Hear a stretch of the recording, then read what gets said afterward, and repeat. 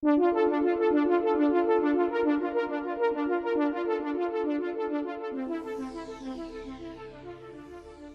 MODO 14.0 v1, you'll see several improvements made to our mPath renderer.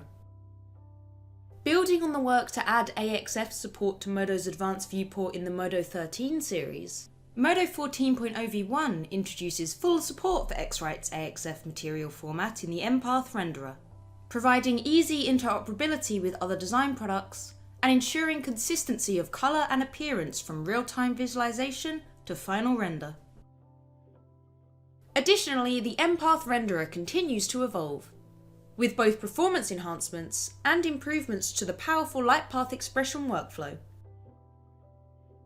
The Add Per Light Render Outputs command will now avoid adding outputs for lights that already have an output, and it will also set the visibility of each output based on the visibility of the light. We've also modified the prefix for LightPath expression render outputs to LPE, to make it easier to find a desired output in the shader tree or render window.